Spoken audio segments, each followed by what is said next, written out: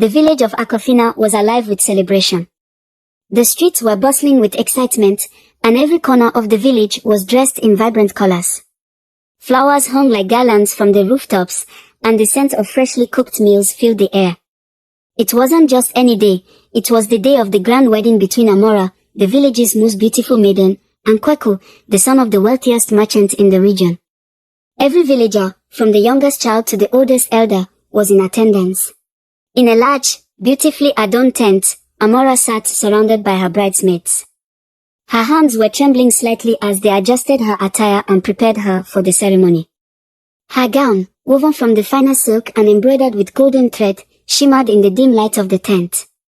Her face, though hidden behind a thin, sheer veil, was strikingly beautiful, with features that had long captivated the entire village.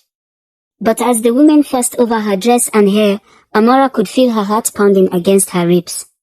She was struggling to maintain her composure. Beneath her calm exterior, fear and anxiety churned like a storm. Her stomach ached with a sharp pain, a pain that had been growing stronger over the past few days. "Are you alright, Amora?" one of her bridesmaids, Efua, asked gently, noticing the beads of sweat on her forehead. "I'm fine," Amora replied, forcing a smile. "Just a little nervous." But it wasn't just nerves.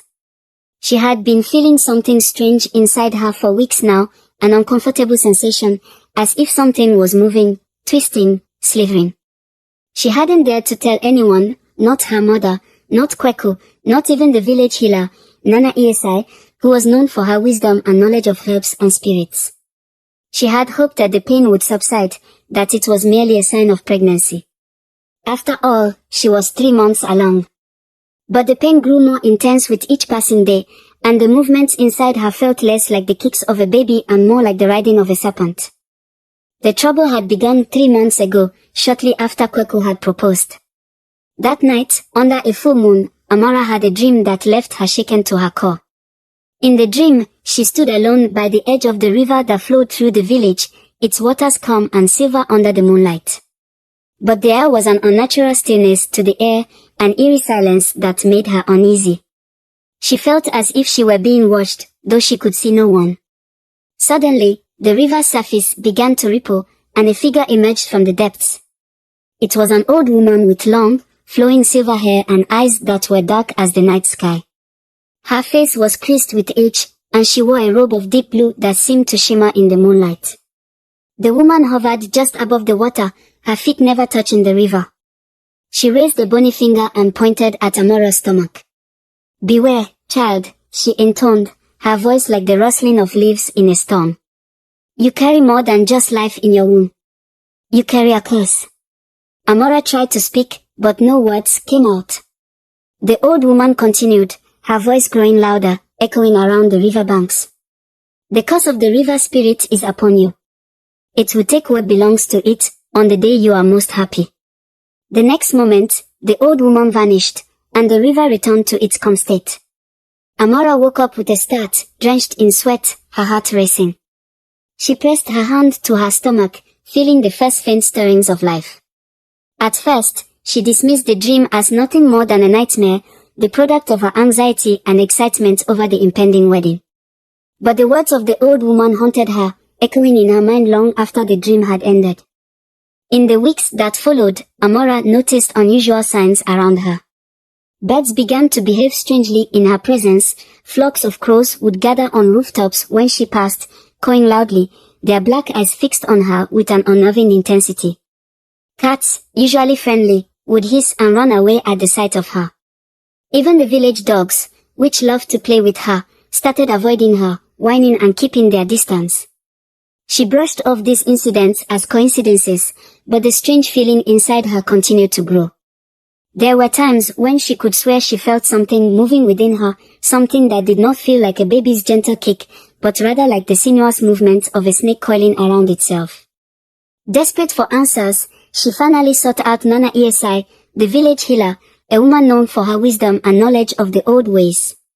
She arrived at Nana Esai's hut early in the morning, her heart heavy with fear. Nana Esai examined her carefully, her face growing more serious with every passing moment. After a long silence, she spoke. There is something unnatural inside you, Amora, she said, her voice low and grave. Something that does not belong in this world. I cannot help you. Only the river spirits can lift such a curse. Amora's blood ran cold. The river spirits. She had heard the stories, the old legends passed down by the elders, of spirits who dwelled in the river, spirits who were both benevolent and vengeful, depending on the mood in which they were approached. But she had never believed them to be more than myths, stories to scare children into behaving. Nana Esai had given her some herbs and chanted ancient prayers, but nothing seemed to work. The movements inside her belly continued, and with each day, they felt more and more like something alive, something waiting. The sun was at its zenith when the wedding ceremony began. The drums beat louder, and the villagers gathered under the grand baobab tree where the elders sat in a semicircle, their faces solemn. Kweku, the groom, stood in front of them, his face beaming with joy and pride. He was dressed in a richly embroidered robe, and a golden crown sat atop his head. His friends and family surrounded him, singing songs of blessing and praising the union that would bring prosperity to the village. As Amora stepped out of the tent, the crowd erupted into cheers. Her dress, a flowing white gown with golden embroidery, shimmered in the sunlight. Her face, hidden behind a sheer veil, was still the center of attention, and the villagers whispered among themselves about her unmatched beauty. But Amora's steps were unsteady. With every step she took, the pain in her stomach grew sharper, more intense. She clutched her belly, trying to keep the smile on her face. She couldn't let anyone know what she was feeling, she had to maintain the appearance of a joyful bride. Kweku noticed her discomfort as she approached. His smile faltered, replaced with a look of concern. Amora, are you alright? He whispered, his voice filled with genuine worry. I'm fine, just a little tired, she managed to reply, though her voice was weak. The village chief, a tall man with a deep, commanding voice, began to recite the marriage blessings, calling upon the ancestors, the spirits of the earth, and the gods above to bless this union. The crowd fell silent, listening with reverence. But Amora was only half listening. The pain was becoming unbearable. She felt something inside her shift, something pushing against her insides with a force she had never felt before. She tried to focus on the chief's words, to find comfort in the familiar rituals, but the pain grew stronger, sharper, with each passing second. And then, it happened. A scream tore through the air, louder than any sound heard that day. Amora fell to her knees, clutching her stomach, her face contorted in agony. The crowd gasped, and several of the women screamed in terror. Kweku rushed to her side, but she pushed him away, her eyes wide with panic and pain. Her white gown began to turn crimson as blood seeped through the fabric, spreading like a dark stain.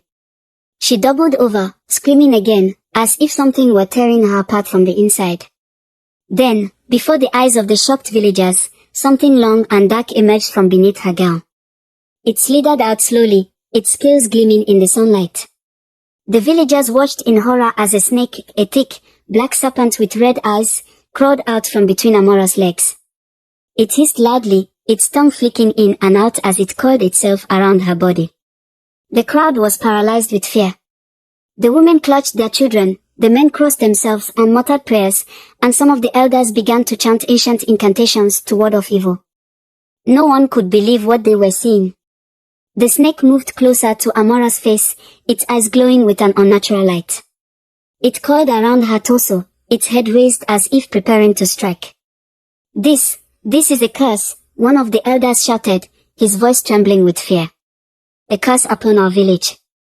Nana Esai, the village healer, stepped forward, her face pale but determined. She looked at the snake, then at Amora, and her expression darkened. This is no ordinary snake, she said loudly, her voice cutting through the murmurs and cries of the villagers. This is the spirit of the river. The prophecy, the curse has come true.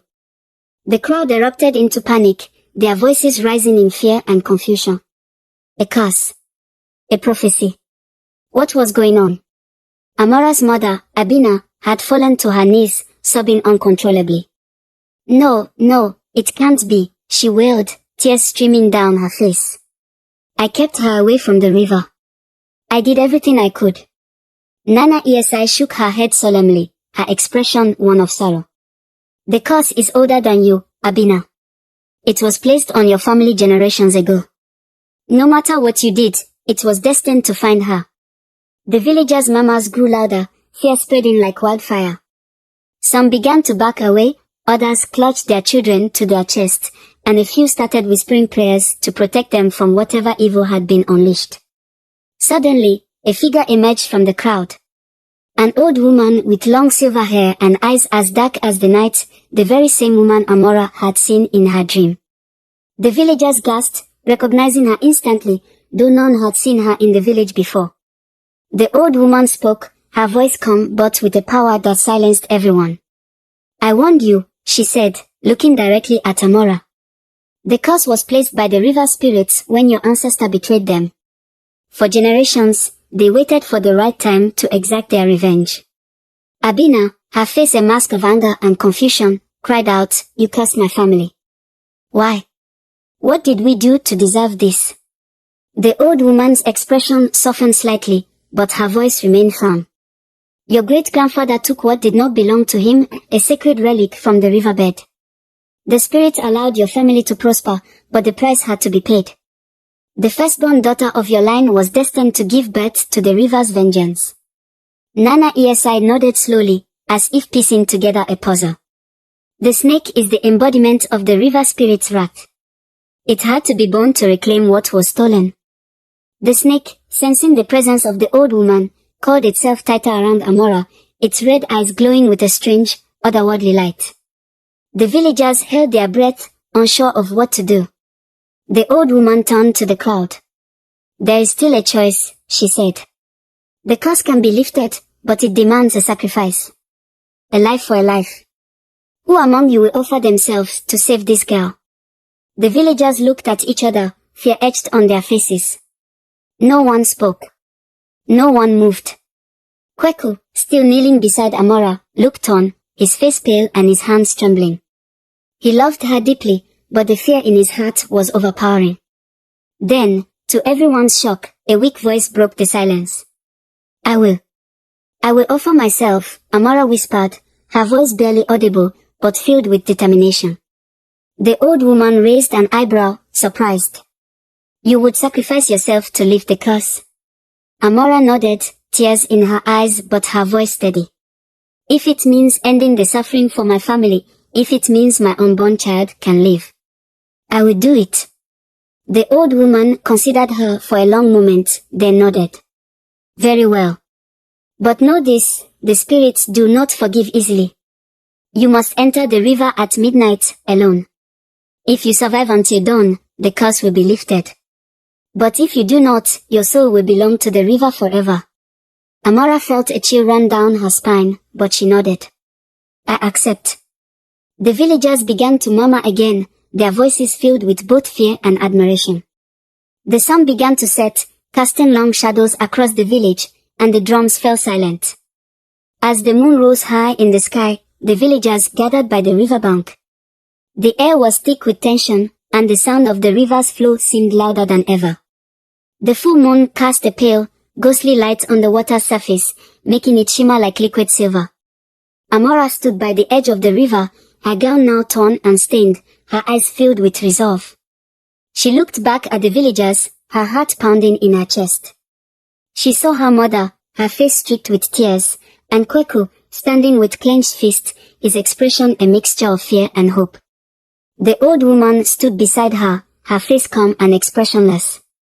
The spirits are watching, she said quietly. They will test you.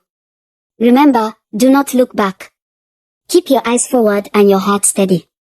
Amora took a deep breath and stepped into the cold, dark waters.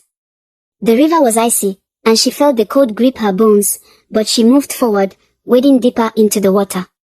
The villagers watched in silence, their faces tense and their breaths held. The river seemed calm at first, but as Amora moved further in, the waters began to churn, swirling around her. She felt something brush against her legs, something cold, something alive. Her heart raced, but she kept moving, her eyes fixed on the opposite shore. The minutes dragged on, feeling like hours. The night grew colder, the wind picked up, and the whispers began, soft at first, like distant echoes, but growing louder, more insistent. Amora heard voices, felt hands pulling at her, trying to drag her under. "Do not look back," the old woman's voice echoed in her mind. "Keep moving forward." The river continued to churn violently, and the whispers grew louder, like the wails of lost souls. Amora's vision blurred, her body shivering with cold, her mind foggy with exhaustion. She felt the river pulling her, as if it had a life of its own, a force determined to claim her. She stumbled, almost falling, but caught herself. Her hands were numb, and her feet felt like lead, but she kept moving, her eyes fixed ahead, her spirit refusing to break. Then, a figure emerged from the water, a man, tall and gaunt, with skin as pale as moonlight and eyes like burning coals. He stared at her with a cruel smile. "Why do you struggle, girl?" he sneered. "You cannot escape. The river has claimed you." Amora's heart pounded, fear gripping her, but she refused to falter. "I will not give in," she shouted, her voice filled with defiance. "I will not let you take me." The man laughed, a hollow, bone-chilling sound. "You think you are strong, but you are nothing," he taunted.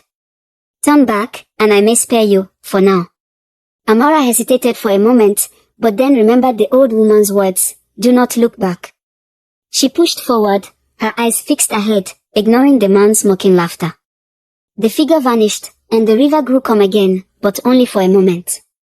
The water began to bubble, and dozens of ghostly hands emerged, reaching for her, grasping at her clothes, her hair, her arms. She screamed, kicking and thrashing, trying to free herself, but the hands held tight, pulling her down. Her strength was fading, her breath shallow and labored. She felt the darkness closing in, the cold seeping into her very bones. But then she saw it, a faint light in the distance, the first hint of dawn. She focused on it, her last hope, her last chance. She fought with everything she had, tearing herself free from the grasping hands, pushing forward with every ounce of strength left in her. The light grew brighter, and she felt the water warming, the hands falling away. She stumbled, almost falling again, but kept moving, kept fighting, until finally, she felt solid ground beneath her feet. As the first rays of the sun broke over the horizon, the river grew still. The whispers faded, and the churning waters calmed. Amora emerged from the river, her body soaked, her clothes torn, but her spirit unbroken. The villagers erupted in cheers, their faces filled with joy and relief. The old woman nodded, a small smile on her lips. "The spirits have accepted her sacrifice," she announced. "The curse is lifted." The snake that had coiled around Amora slithered back into the river, disappearing beneath the surface. The villagers watched in awe as it vanished, their fear slowly replaced by admiration and respect. Kweku rushed to Amora's side, wrapping his arms around her. "You did it," he whispered, tears streaming down his face. "You survived." Amora nodded, exhausted but relieved. "I did it for us," she replied softly. "For our future, for our child." The village celebrated for days, rejoicing in the lifting of the curse. Amora and Kweku were married in a quieter, more intimate ceremony, surrounded by those who had stood by them in their darkest hour. The river, once feared, became a place of reverence, a symbol of redemption and renewal. The villagers would come to its banks to offer prayers, to seek guidance, and to remember the day when a young bride had faced the spirits and emerged victorious. Amora and Kweku began their life together with a newfound sense of purpose and gratitude. They knew that they had been tested, that they had faced unimaginable trials, but they had come through stronger, braver, and more united than ever. But the villagers would never forget the day the bride gave birth to a snake, a day that began with fear and ended with redemption, a day that taught them that sometimes, the greatest curses can be lifted by the power of love, courage, and the willingness to face the unknown. Thank you for watching. If you enjoy it, please like and share it and subscribe our African Folktales channel.